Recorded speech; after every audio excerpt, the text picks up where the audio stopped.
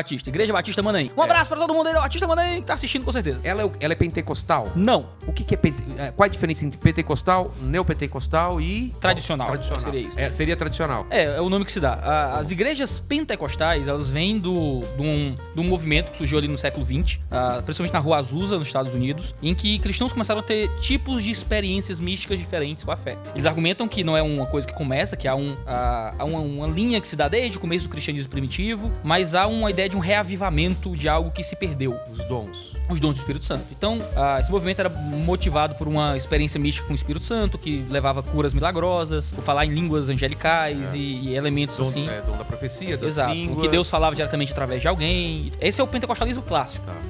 Geralmente você encontra nas Assembleias de Deus mais clássicas, você encontra... Assembleia de Deus mais clássica, acho que principalmente. O pentecostalismo clássico, ele, infelizmente, por dizer assim, foi caindo em desuso no Brasil com a segunda e terceira onda do pentecostalismo, que são chamados movimentos neopentecostais. Os movimentos neopentecostais tomaram essas manifestações de experiências do pentecostalismo e esticaram para algo muito maior e adicionaram outras coisas. Por exemplo, se no pentecostalismo clássico existe a ideia de profecias e línguas estranhas, mas o culto não é centrado nessas coisas, é centrado na pregação da palavra, centrado em um momento de oração, de louvor a Deus, mas há esses elementos de forma um tanto ordeira no culto. Em igrejas neopentecostais, geralmente essas manifestações milagrosas são o centro do culto.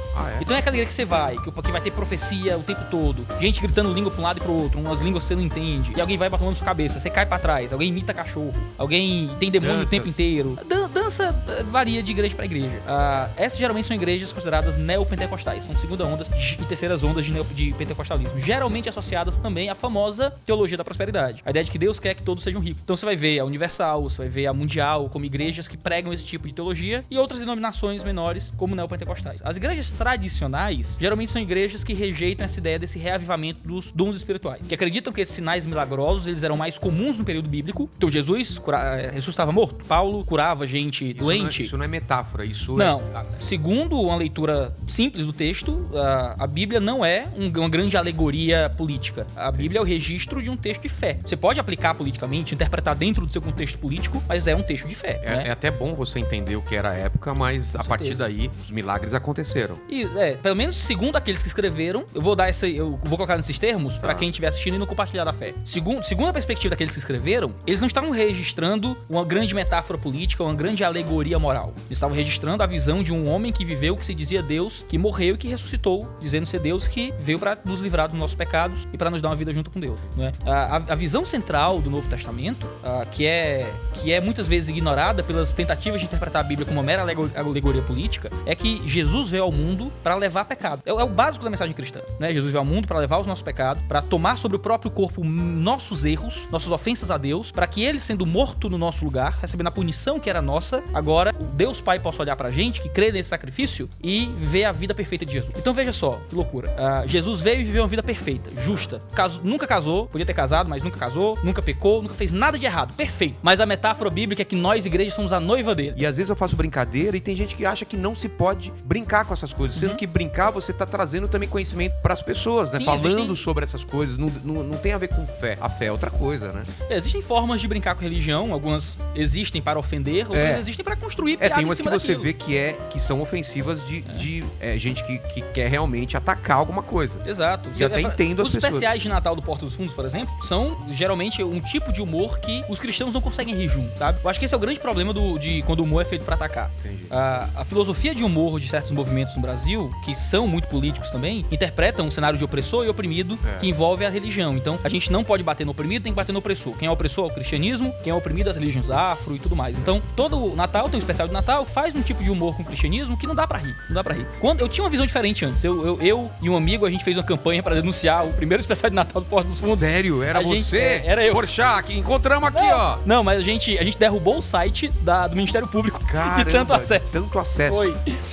Hoje eu não faço mais isso, eu nem acredito mais tanto nisso. Eu acho que... Até porque quanto mais você dá mais audiência. Exatamente. Ó, você viu o último do Porta dos Fundos? Nem foi pro... Nem soube o que é. Mas não foi pro Netflix. Por quê? quê? Porque talvez é uma fórmula que já foi batida. E eles não têm que fazer a mesma coisa. Então, eu acho que a melhor coisa... Ignorar. Porque quando eu faço piada, eu posso ofender alguém também. Sim. Não uma pessoa, mas uma religião. Eu faço piada com, por exemplo, com macumba. Que eu sou um cara que tenho medo dessas coisas. Apesar de você achar que não é verdade. Você acredita nessas coisas de macumba, não? Eu morro de medo. Pomba gira. Uma pomba normal já caga em você. Imagina girando. Eu morro de medo dessas coisas, entendeu? Sério, morro de medo. E não é brincadeira. Então, eu faço essas piadas e, normalmente, as pessoas riem. Mas eu não tenho controle de uma outra pessoa não gostar. Então, eu entendo a parte dos fundos. Acho engraçado algumas coisas e tal. Entendo, não, tem alguns vídeos deles que eu acho muito engraçados. Não, mas mesmo esse de Jesus, tem algumas coisas que eram muito engraçadas. Muito, que eu falava, cara, muito engraçado. E algumas coisas que eu falo, putz, aqui foi só pra dar uma alfinetada mesmo. Mas eu entendo que o humor também tem essa vertente de cutucar também. Sim. De fazer o cara se mexer e falar, peraí, ele tá falando, eu tô falando isso para pessoas que não acreditam, entendeu? Fala, não, o que ele falou realmente tem a ver. Então eu entendo isso. Sim. Eu acho que a gente não tem que censurar e tem que deixar todo tipo de humor. Não, hoje eu acredito que liberdade de expressão é liberdade de ser idiota também. É liberdade de ser babaca, é liberdade de falar coisas que até ofendem. Exatamente. Eu quero falar coisas que ofendem? Não quero. Não criminoso. Você não pode ser racista, não pode... Agora... Não pode incitar a violência de forma direta. Exatamente, mas ter a liberdade, é o que você falou, de errar, não é? De fazer piada, de fazer... Agora deixa eu ir fechando os parênteses que a gente foi abrindo. Vamos falar A gente tava falando de piada, a gente tava falando sobre o evangelho e tal, de Jesus levar os nossos pecados. Mas lá atrás... Mas eu vou chegar lá. Tá bom. Eu lembro pra voltar. Tá bom. Quando a gente fala dessa questão do evangelho, olha que coisa louca. Tem um Jesus que vive uma vida perfeita, sim, uma vida plena sem pecado, segundo o relato dos evangelhos. E quando o Pai olha pra ele na cruz, os nossos pecados são lançados nele. Martinho Lutero, um reformador, ele foi o famoso homem responsável pela reforma protestante. Ele gostava de frases polêmicas. Ele conversava com os amigos, tem registro de frases dele conversando no bar com os amigos. Ele dizia assim que Jesus Cristo foi o maior pecador de toda a humanidade. Né? Parece uma heresia, né? Ele dá a porrada primeiro pra depois você explicar, atenção, né? Ele diz, por quê? Porque nós só temos o pecado da nossa própria vida. A gente leva por uma vida inteira a nossa vida de pecado. Jesus levou sobre si os pecados de todo o seu povo. Então ninguém pecou tanto quanto ele na cruz. Não porque ele pecou pessoalmente, mas porque no tribunal de Deus, na cruz, ele foi considerado pecador. E ele foi morto para que os nossos pecados fossem apagados junto com a morte dele, como acontecia com os cordeiros no Antigo Testamento, que no Antigo Testamento tinha aquele ritual, o cordeirinho recebia o pecado e tal. Pra quê? O bode expiatório. Isso, esse daí que vem o termo bode expiatório, né? O bode recebia a expiação e tal. Porque explica só essa coisa do bode expiatório. No Antigo Testamento existiam sacrifícios de animais que eram para limpar pecado, que simbolizavam o sacrifício que viria de Jesus como Cordeiro de Deus que tira o pecado do mundo.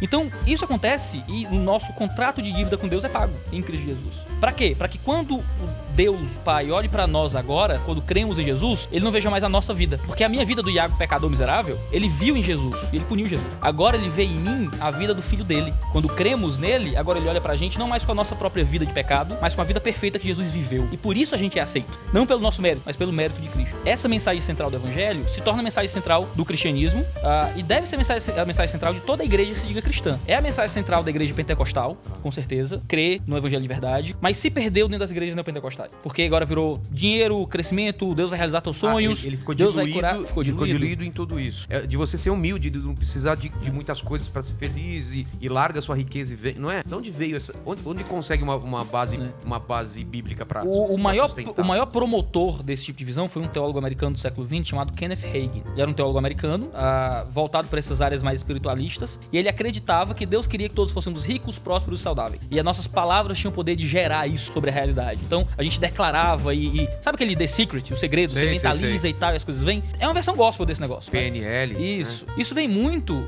PNL ou PLN? PNL, Programação Neurolinguística, né? Isso, Tem isso. Isso vem muito do contexto de pobreza, depois do crash de 29 nos Estados Unidos, que a galera ficou pobre muito lascada. E o pessoal precisava de dinheiro, a questão de pagar as contas era a grande questão do pessoal. E a religião começou a tentar oferecer uma resposta errada, que não vem do Novo Testamento, pra isso. Hoje isso mudou já, pra você ver como as coisas acontecem culturalmente, né? Hoje o que existe muito não é mais uma teologia da prosperidade que oferece dinheiro, é um tipo de teologia da prosperidade que oferece felicidade. Então a pregação do pastor não é mais Deus quer que você seja rico, é Deus vai te fazer feliz. Então que a gente tá numa cultura que é depressão, é ansiedade, é remédio, é solidão, é falta de propósito. E não se oferece mais dinheiro, se oferece essas coisas. Então coisas que você pode encontrar se encontrar Jesus, claro.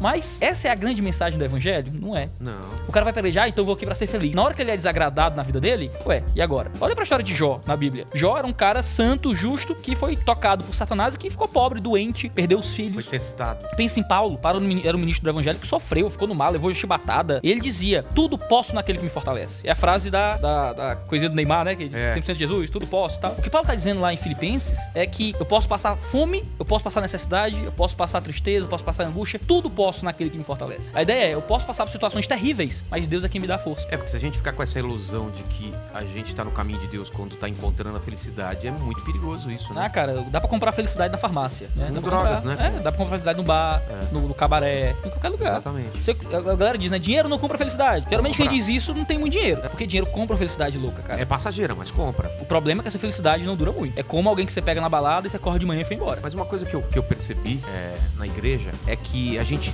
de fora, porque eu era de fora e via a igreja evangélica e tinha um preconceito absurdo. Mas você vê lá dentro que as pessoas são ajudadas realmente. Isso é muito louco. Tem o lance do dízimo, tem algumas coisas que você não concorda, tem mais. Ninguém é idiota de estar lá se a vida dela não tá melhorando, não é isso? Existe um propósito pra você se congregar na igreja. E geralmente você quer receber aquilo que lhe é prometido, aquilo que é a sua expectativa. Se você tá na igreja que só lhe oferece dinheiro, bens e recursos, se isso chega, excelente, eu recebi o que eu quis. Mas no fim das contas, qual é o teu Deus? Se você tá na igreja em prol de coisas que você pode receber. Vou pra igreja porque eu quero um carro novo. Vou pra igreja porque eu quero uma casa nova. Vou pra igreja... É tão pequeno isso, né, cara? Acaba muito rápido. As coisas acabam pra gente, um ladrão vem um enchente, coisas quebram. Ou nós acabamos pras coisas. A gente acaba pras coisas, né? Junta coisa, casa, carro, dinheiro, bens e tal e pega um corona, um negocinho desse tamanho aqui, microscópico, e a gente acaba pras coisas. E é de o que a gente doença, leva? de morte. Pois é, cara, é coisa de louco. A gente se apega a coisas que a gente não pode, que não pode dar um propósito eterno pra gente. Tem um escritor cristão chamado C.S. Lewis. O C.S. Lewis, ele foi o escritor do Crônicas de Nárnia, aquele livro muito famoso e tal. Vai virar até série pela Netflix, amigo do Tolkien, escritor do Senhor dos Anéis. Ele era um cristão... cartas, né? Isso, ele era um cristão muito devoto. Ele tem um livro chamado Cristianismo Puro e Simples. Inclusive Nárnia é uma grande metáfora. Uma grande alegoria cristã. Alegoria cristã. Coisa que o Novo Testamento não é. Mas Nárnia é. Vamos falar disso, né? vamos falar disso. C.S. Lewis dizia que tudo que não é eterno é eternamente inútil, né? E a ideia é que a gente tem coisa, a gente pode aproveitar as coisas. Mas não a gente é pecado você ficar feliz por conquistar alguma coisa material também. A vida fica mais fácil, você consegue ajudar os outros, é ótimo. Só não pode fazer disso o teu Deus. O teu Deus. Pois é o que eu falo no Alvorecer dos Deuses, né? A gente deposita valor, propósito, esperança em coisas que são muito menores do que aquilo que a gente realmente deveria colocar no nosso coração. Você coloca o seu valor na tua casa, o dia que der um problema, um desmoronamento, o negócio, a casa cair, dá um problema, você não pode mais morar ali, divorcia e a mulher leva a casa, o que é que seja, e aí? Teu Deus foi embora, teu chão caiu, teu mundo se perdeu. Aí é o quê? É cocaína ou forca? A gente tem que ser muito mais do que isso, a gente tem que encontrar propósito em algo muito maior do que isso. Foi isso que fez eu virar cristão, cara. Eu era um adolescente, tinha 14 anos, fui apresentado ao parnasianismo na escola. Na escola, estudando ali no ensino fundamental, eu acho que no começo do ensino médio, nem lembro, o professor começou a mostrar uns poemas tristes, sabe? O povo sofrendo, chorando e tal. Conheci Augusto dos Anjos. Você lembra de Augusto dos Anjos da escola? Lembro. Nossa, era um negócio doloroso. Tome-lhe, doutor, essa tesoura e corte minha singularíssima pessoa. Que importa a mim que a bicharia roa todo o meu coração depois da morte? Um urubu pousou na minha sorte, também nas diatomáceas da lagoa. A criptógama cápsula se esbrou ao contato de bronca destra forte. Dissolva-se, portanto, minha vida, igualmente a uma célula caída na aberração de um óvulo infecundo, e que o agregado abstrato das saudades fique batendo nas perpétuas grades. O último verso que eu fizer no mundo. Eu ouvi aquilo, eu queria morrer. Eu também, eu já tô deprimido agora, cara. Meu Deus do céu. Eu olhava aquele negócio, eu lia poesia, eu comecei a gostar daquele negócio, achei bonito o modo como usavam as palavras, só que aquilo fazia eu confrontar a ideia de morrer. Eu tinha 14 anos. Sério? Eu disse, cara, eu vou morrer um dia. Eu nunca tinha, realizado a ideia de que eu ia morrer, cara. Não tava com depressão, não era vontade de se matar. Era medo de morrer, era o contrário. Minha vida vai acabar. E o professor dizia, olha, esses imortais, nós estamos... E eu dizia que imortal, caramba, o cara morreu. Entendeu? Ele morreu, ele tá nem aí. Ele dizia, o professor dizia eu lembro dele, acho que era Tiago, no meu professor de ensino fundamental, médio. Ele dizia, ele morreu, ninguém dava valor às poesias dele, mas agora, muitos anos depois, eu dizia, Dante, o cara morreu, entendeu? De tuberculose, o desgraçado. É mesmo, pessoal, entendeu? Era um negócio horroroso. Nossa. O cara, sei lá, tirava querosene pra ficar bom de rinite, era um negócio louco, assim. Eu dizia, cara, ele não é imortal, ele morreu. E a vida dele foi de quê? O cara morreu. E aquilo me deixava maluco, né? E eu dizia, cara, eu vou estudar, eu vou crescer, eu vou casar, eu vou ter filho, vou ter casa, carro, e vai acabar. E aquilo, eu tinha 14 anos, que me deixava apavorado. Foi quando eu comecei a pensar, cara, precisa de alguma coisa além disso aqui pra vida fazer sentido. Precisa de alguma coisa além disso aqui, cara. A vida tem que ter uma coisa mais disso aqui. Eu era criado num lar, católico nominal. Minha mãe nunca zerou o terço, que eu me conche, né? Ia à missa em 7º dia, ia na igreja uma vez a cada 6 meses, num velório, uma coisa assim. Fiz primeira comunhão, porque a mãe obrigou, Deus me livre, meu filho morrer pagão e tal. Mas é isso. Eu nunca tive uma vida de fé real, nunca criei em Deus de forma assim muito fixa, vívida. Cara, era apavorante. E eu comecei a ser confrontado com a ideia de que tem que ter alguma coisa que dê sentido pra essa vida. Não pode ser só isso aqui. Porque se for só isso aqui é muito pouco. Cara, Isso não me basta. descrevendo exatamente o meu processo de fé. Foi exatamente isso. Essa ideia da morte começou a me aterrorizar, não sei que idade, mas sei que teve uma época que eu comecei a pensar muito sobre isso, falando, eu não vou existir nunca mais. Mas você era moleque ou já era adulto assim? Não, era moleque, eu não sei, tu era 14, 11, eu acho que era mais novo. Sim. Essa ideia, de repente, começou a me atormentar. E a fé e a ideia de um Deus, de uma coisa que não é só aqui, começou a fazer sentido pra mim como uma forma de não ficar mal, entendeu? É. Cara, no meu caso não era só não ficar mal, era não ficar louco. Era uma questão de sanidade quase. Você pensava sobre isso muito? Muito, muito. Não sei quanto tempo durou esse processo, eu era moleque, eu também não lembro bem. Mas era uma coisa que eu ficava chocado, assim. Cara, do que adianta se vai acabar tão cedo? Imagina, vou ter aqui uma balada, mas eu sei que daqui a 2 horas eu vou levar um tiro. Como é que você curte aqui, sabe? Eu vou escrever um monte de livro, vou fazer músicas, vou ser famoso e depois... Foi. Shakespeare, até hoje a gente lembra, mas ele tá morto. E tem gente que diz, não, mas é isso mesmo. A vida é isso mesmo. E abraça isso, né? Cara, e pra mim é viver uma vida muito incoerente, sabe? E a gente tem que viver uma vida incoerente pra poder viver. Se a gente não assumir a ideia de uma vida além daqui. Ah, tá. Você tem que dizer, não, mas eu encontro o meu propósito. Não, é o seu. Não serve de nada o seu propósito. Meu propósito é comer 1000 jujubas. E é o meu grande propósito. E é meu, e tudo bem. Mas eu preciso de um propósito que seja além de mim. Eu preciso de uma coisa que seja recebida, dada em algo que transcenda os seres humanos. Não seja só uma convenção social ou fruto do processo evolucionário. Eu preciso de alguma coisa que dê sentido pra minha vida. E foi quando eu encontrei a ideia. Eu tinha um amigo na minha rua que falava de Deus aqui e acolá. Ele me deu um Novo Testamento. Eu comecei a ler aquilo, comecei a ir pra igreja e aquilo fez muito sentido pra mim. Qual igreja? Eu fui pra uma igreja batista, que era uma batista neopentecostal. Então a galera caía pra trás. Música alta, Banda zona, coisa bem jovem e tal. E me encontrei ali. É muito bom ter você por aqui. Por favor, deixe o seu like e confira os links na descrição. Desejamos que você tenha sucesso na sua jornada.